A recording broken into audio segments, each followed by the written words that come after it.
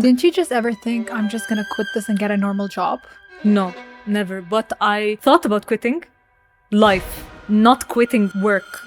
Hadia Ghaleb doesn't follow playbooks, she writes them. Wars started, real wars started. I was the most hated individual in the media industry. With Ghaleb Production House, she transformed the creator industry. Then she changed tack, launching a global fashion brand that dressed the likes of Karen Gillan and J-Lo while redefining what inclusion looks like, with some of her range selling out in over 30 countries. You think of luxury leather goods, you think of Hermes. You think of sportswear, you think of Nike. You think of Muslim women, you think of Hadia Ghaleb. She's living proof that the right idea, executed with conviction, can change an industry. Oh my God, you want to take all my secrets? That's exactly what the show is about. Oh my God, you want to take all my secrets? Why? Let's get into it.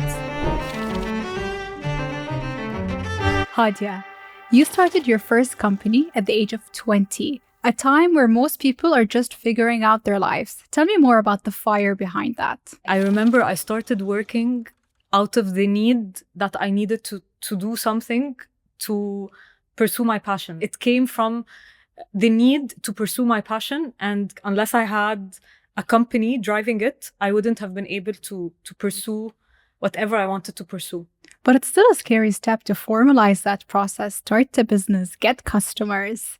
Actually, it did not happen this way. So I remember I was 17, I was in university. Back in the day, people used to make fun of me. They used to bully me for what I was wearing. And we're talking 2012, 2011, back when fashion wasn't really that infiltrated in the society. So it was just me, a crazy girl. I remember I would buy like studs off the internet, and I would take like my dad's old blazer and I would put the studs all over this blazer, and my dad is huge, and I would go with an oversized studded metal blazer to university with like huge sunglasses.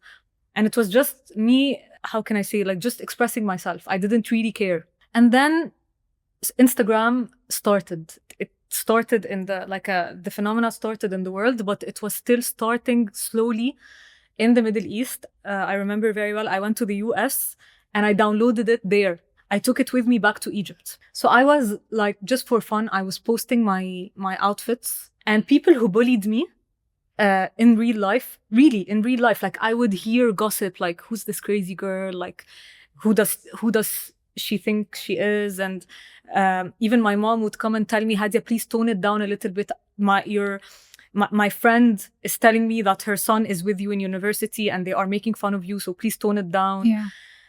So this bullying that was happening on ground went online.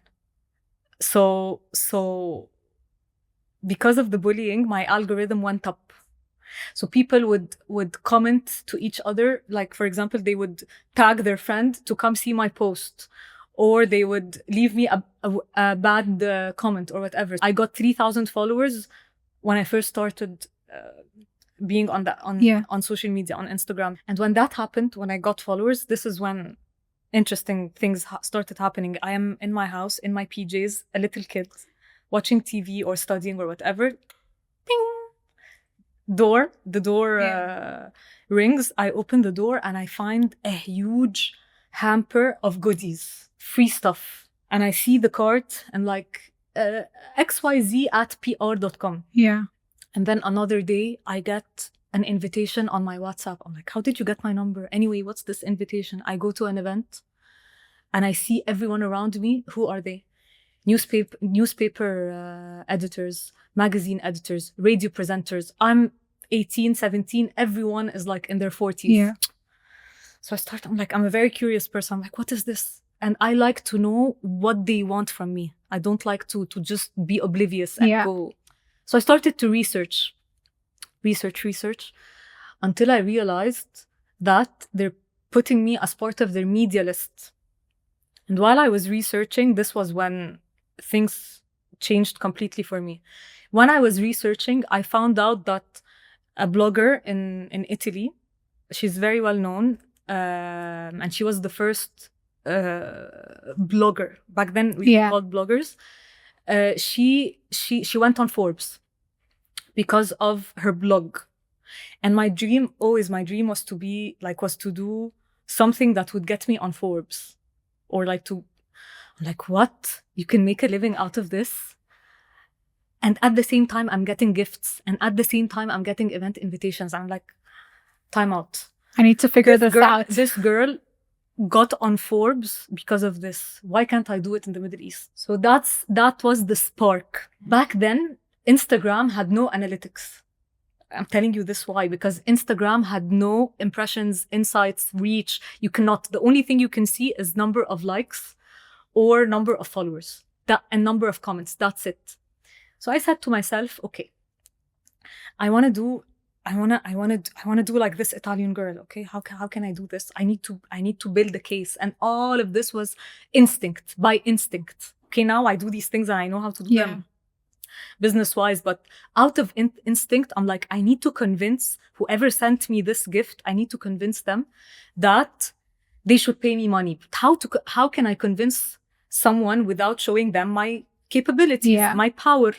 So I remember I spent one full semester, 6 months. I spent just evaluating myself. So I get a gift, I go to an event, and I see the increase in followers, the increase in comments, the increase in likes. I call them. Hey, did you get any sales from me? Hey, how many calls did you get because of me?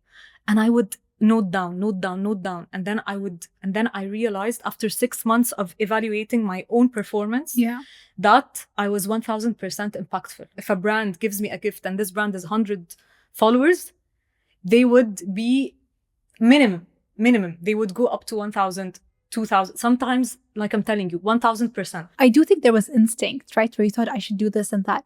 But you followed a very methodical and analytical approach to building your own brand. You called up brands, wanted to see if that loop closed to sale. How was that impact? Not a lot of people, especially back then, looked at those metrics. Not a lot of people today even look at those metrics. There's a lot of vanity metrics that get thrown. Mythological in retrospect. But back then, I was an 18-year-old girl who didn't understand anything. I had to Google what's PR. I was an econ student. I didn't even understand marketing. So yes, it's now in retrospect, but it was just instinct plus logic. I need to convince you. How can I convince you? I need to build a case, and there are no shortcuts in my head. There are no shortcuts. How can I convince these people? But it didn't happen overnight. It was transforming the media industry. That was what was happening when I was doing it. It was transforming media from traditional media to new media.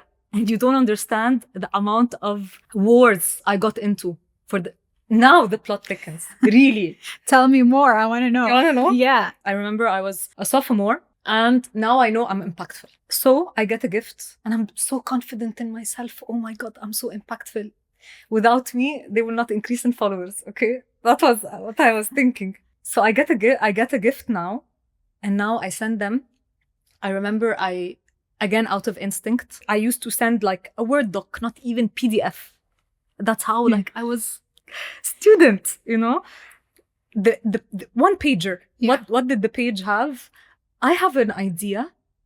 I want to hire a photographer. Let's do the picture like this, which is now the visual plan. Let's do the caption like this, which is now the communication plan. And I guarantee you that you will increase this amount of whatever, which is now forecasting, KPIs, whatever. You see, I did all of it, but in a very primitive way, out of instinct. What they would reply to me. What would they say? Who said that we want to pay you money? You know what? You don't appreciate our gift. It's okay. Someone else will appreciate our gift. I swear, ego. Huh? Someone else will appreciate our gift. We will send the courier back to take the gift from you and give it to someone else. That's what's happened when someone introduces a change into an industry, right? It's like we've done it this way. Yeah, resistance. The resistance is now what, and I thank God, alhamdulillah, I thank God that I was an econ major, because I was studying these things. I was studying market mechanism. I understood that there's a demand, there's a supply, there's a price for it. That's my price. But because there's an externality, which means that even if everything in your market is perfect, something outside of you can come and ruin the market mechanism, which was what? Okay, what were my other factors? Girls, bloggers like me, giving my service, which has a value. Our service has a value. They're giving it at zero. They're giving it for free. So they artificially took the supply and demand curve. They took the curve down to zero. And I remember, wallah lazim, I remember that I was studying this theory when this was happening to me, and the professor was saying, in order to take back the market mechanism properly, you need to lobby. I remember this word. He was like, you need to lobby in the market. Did you do that? Of course. Oh, wow. That's the need to create a company. I'm like, okay, now I know what to do. I need to go lobby with these girls, bloggers like me, and convince them that we all need to have a price. All of us. To create a monopoly. Yeah. But artificial monopoly. So I used to go to the events and look. I'm like, I'm searching. I'm like, I'm not there to create content or advertise for the brand. No. I'm here with an agenda. Let me go find these ladies and try to explain to them what I want to do. Like I would tell them, and I feel like I would be speaking to a wall because they didn't have the business mindset that I had. I wanted us to all make money. They didn't understand this. They thought that I just wanted to, I don't know, like compete with them. And I was fighting by myself and losing everyone in my way. Yeah. In the sense like they're not sending me gifts. And you had 100% conviction throughout this. 100%. Until I graduated and I was like, okay, I give up.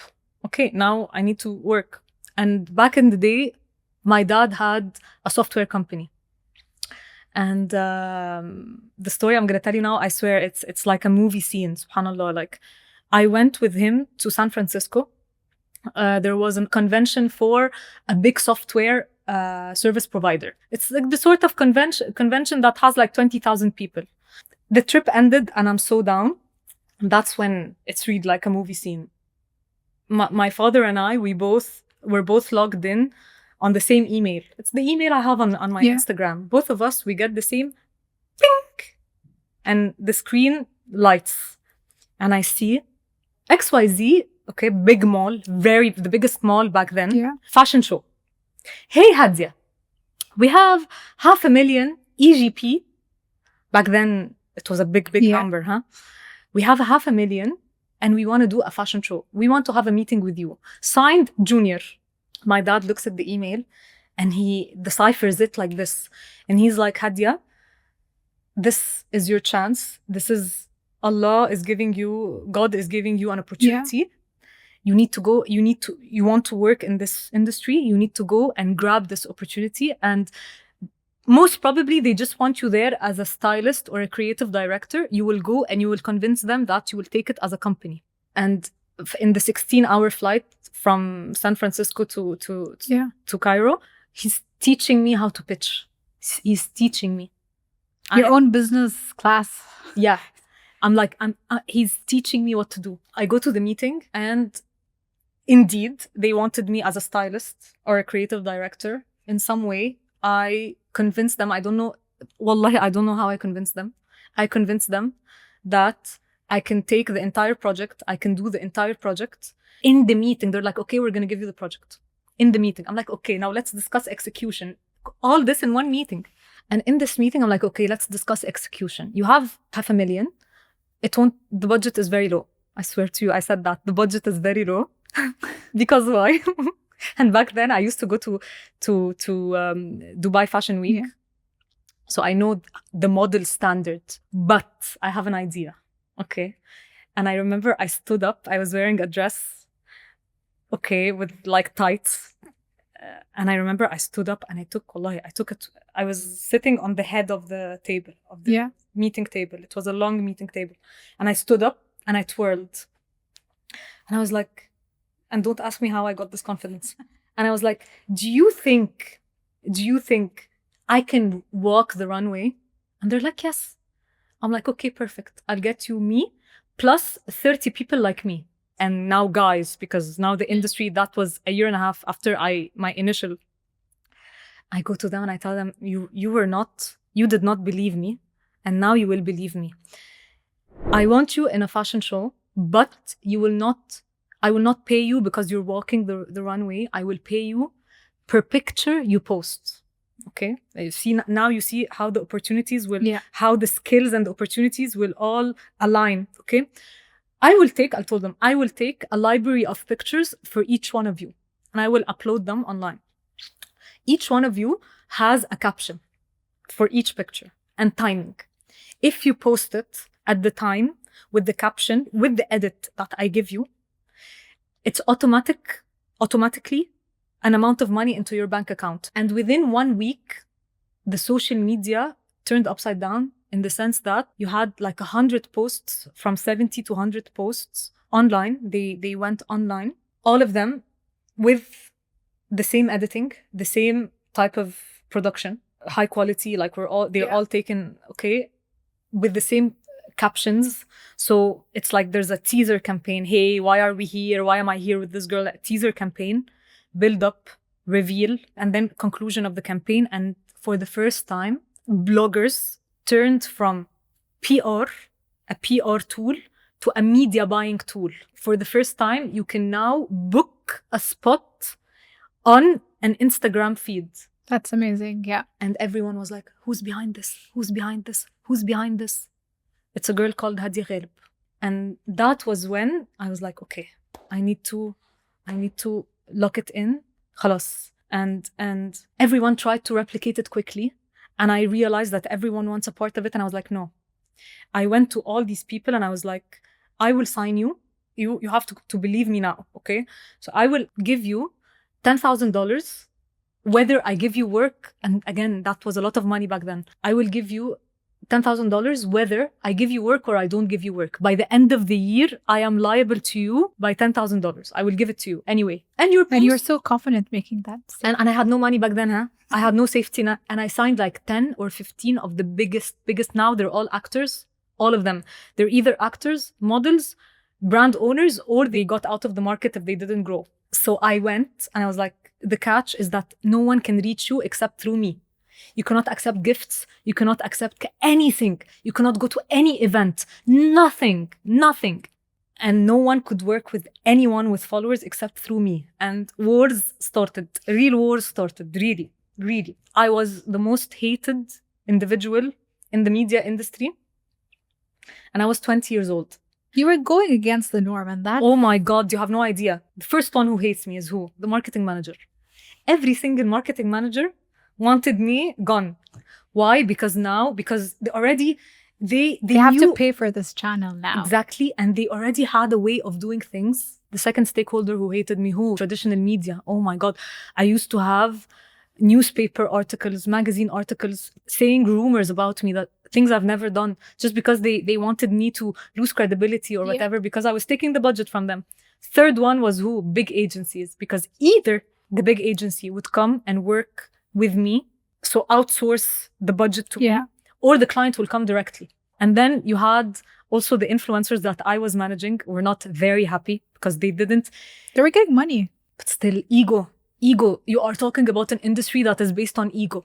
Fifth one is public. Oh my God. This was when I started to get really famous. And I was like bullied a lot. Like, this girl is stupid. All she does is take pictures and travel and na. How did that affect you? Badly. So I had all these forces against me, and I'm just a little girl. I was so young. Didn't you just ever think, I'm just going to quit this and get a normal job? No, never. But I thought about quitting life. Oh. And that was my first ever encounter with mental health and therapy and all these things. So when you asked me, why did you start a business? I didn't know how to answer you the right way. Now you understand there was a desire. Yeah. And I just, to make this desire happen, I continued as is in Cairo until 2016. And then the devaluation in Egypt happened. I lost all my contracts. I was basically working for free, almost working for free. So I was like, okay, let me take a leap of faith. I was able to, I don't know again how, I was able to convince clients to take projects in UAE, and I opened the company in UAE. I couldn't afford to live in UAE for the longest time. So I started the business in 2016, but I moved fully in 2019. And between 2016 and 2019, I was back and forth because there was no culture of online meetings. Yeah. And in 2018, it got to the peak. I remember in 2018, I took 82 flights. That was my life for the longest time. And then I started the brand long after. So I started the brand in 2022. What was the driver behind the brand? And take me through everything from idea to execution. Like, how did you turn it into reality? There is the very professional, very systematic answer, and there is the emotional answer. The professional systematic answer is, I could see that influencers marketing was going to go down, crash. And it's going to crash more and more, and you will see it with AI now. Oh my God. But I'm not talking about influencer as an agency. I saw this coming down. I saw this coming when my profit margin was like at 30%. I was still making 30% profit margin, but I saw that I will be redundant. As an agency, I will be redundant. I will be redundant. Like at some point, either the marketing teams will work in-house, they will not need the agencies anymore, or the agencies became too many that they are all competing. So the profit margin now is, you can make like 7% only. 7-8%, which is nothing. So why swimwear then? Fine, you wanted to start a brand. I want the details. Now we need a good product. Yeah. Everything is taken.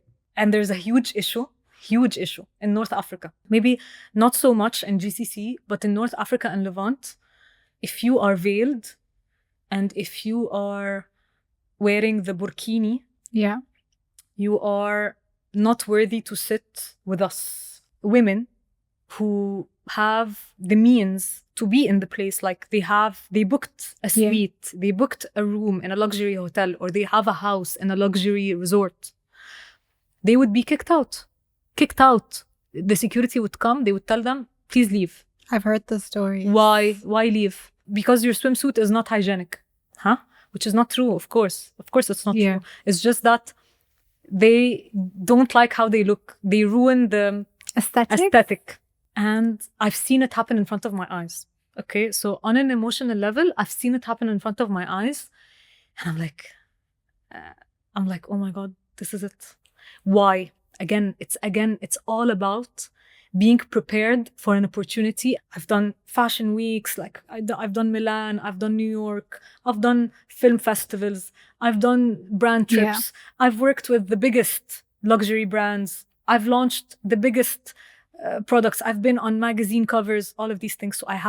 So basically I have credibility. If I say this is cool, even if I get bullied, but at the end of the day, I do have a voice, and it's not my only one.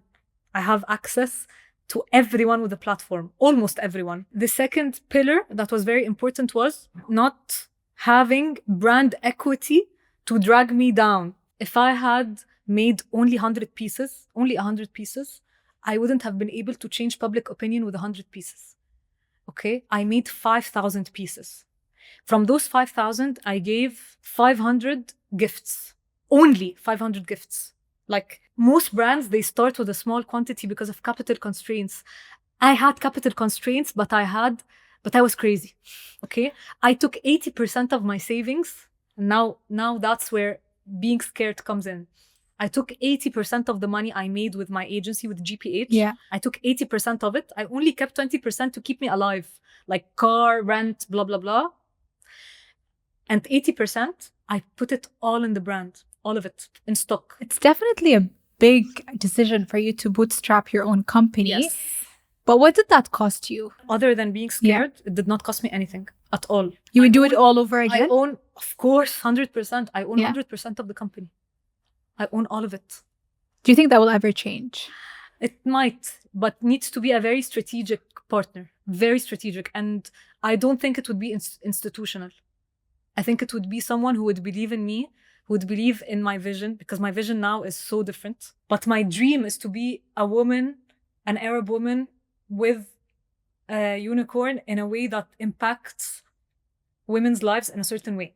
My vision now is like, it's something that would hopefully take me to a unicorn. Hopefully. Inshallah. Inshallah. If I do it right, with the right people, with what I have in my mind, it's something that could take me to a unicorn. A swimwear brand would not take me to a unicorn. Tell me more about being a unicorn with a swimwear brand, why that doesn't work. Is it the price margins? It's the TAM. Total addressable market. Yeah. Exactly. The market I'm addressing is a little too small, and it's all about numbers. A unicorn means a $1 billion revenue. How can you sell $1 billion, divide $1 billion by my swimsuit price, which is 1.5 AED, which is like $300. That's a ridiculous amount of units. Yeah. But with something else could happen. But while we were talking about prices as well, tell me more about when the backlash happened about the pricing of the swimwear. What was going on in your head? Did you ever rethink that strategy? Of course not. No. Of course not. I don't really think things. But you go by numbers and you go by sales. Yeah, and my sales are high. My sales are high. And I'm with you, but I'm just going to challenge that a bit. Your sales were high. Could you have been doing more? Was that a question running in your head? No, it's not about doing more. It's about a vision. It's about a market that you're in.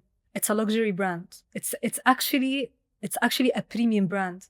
To be honest, it's a luxury brand. If I wanted to price as a luxury brand, which I could, because the quality of the product is the same of a luxury brand. I use the same factories that very big brands use, and they are 10 times my price. The prices, to me, they are sensible. I could adjust whenever I see a problem, but there is no problem. People actually, my target audience, there is even a bigger gap that I could fill with more products. I remember when I first started, my average basket order, which means on the website, on the system, you have different factors. You have total revenue, total sales, total customers. And each customer, how much on average they spend. Yes. When I first started, the average order value was 600 dirhams. Now the average basket value is 1.7. Why is that? Are people buying more? They're buying more, and the prices increased. And while we're talking about growth, tell me more about expansion plans outside the Middle East. What's your plan for that? We already sell in this year on our system. We already sell in like 34, 35 countries already. Yeah. Already on our system, we shipped to 35 countries. 34. Between 34 or 36, something like that. Some of them are really crazy countries like Zimbabwe or Netherlands or even Iceland. And the names are not Middle Eastern names. Yeah. So names that are foreign, Western names. So already we are selling there. For me, I need to see the biggest potential first, finish it, and then jump into the second biggest potential. So for sure, I'm a modest Middle Eastern brand, and I haven't scratched the surface of the Middle East. I haven't. So I need first. So you're focusing on this. I am not letting my ego run. If it was only my ego run, I would go aggressive on the US. I would go aggressive in Europe.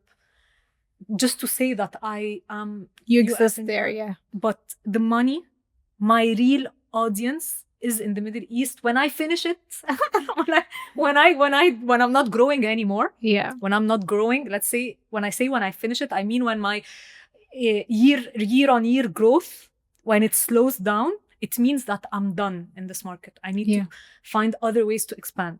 And because I'm bootstrapped, I don't have unlimited resources. I have limited resources. I sell whatever I make, I take it, I put it back in the business. Yeah. So that's my limitation. So if I had let's say $100 million that I could spend for expansion, then yes, I would expand everywhere at the same time with the same rate. But I don't have this.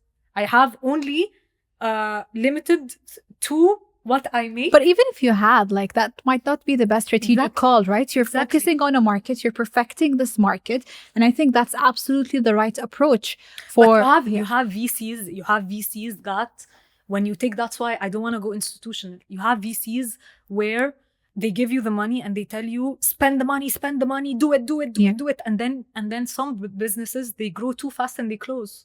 Absolutely. They cannot keep up, or they do it wrong. No, absolutely. It doesn't mean if you're spending more, you're going to get more.